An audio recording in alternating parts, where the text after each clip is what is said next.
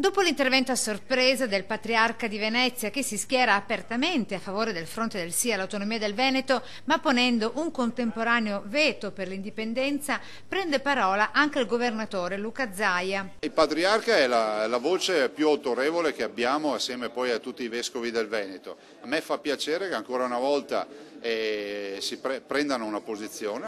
Posizione che, a detta del presidente di regione, dimostra che questo del prossimo 22 ottobre non è il referendum della politica, bensì Il referendum dei Veneti e dei nuovi Veneti. Del resto la Chiesa non può che mutuare un sistema che già conosce da secoli, che è quello dell'autonomia e del federalismo al suo interno. E quindi pensare che anche il Veneto possa mutuare sistemi che la Chiesa ha già collaudato, penso sia un atto di coerenza da parte loro. E a chi gli chiede come mai in Lombardia la propaganda elettorale sembra essere per il momento più capillare nel territorio, con molte più affissioni che nel Veneto, risponde così. Ognuno ha le sue strategie.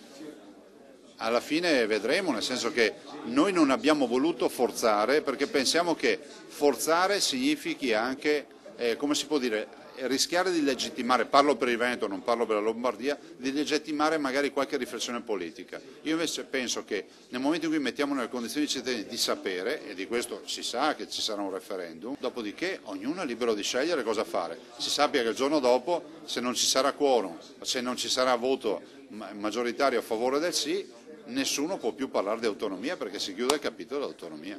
Unico nemico da sconfiggere, l'astensionismo, conclude. Dite a tutti che quel giorno tutti noi veneti non abbiamo alibi. Andate a votare sì, andate a votare no, andate a astenervi, ma andateci.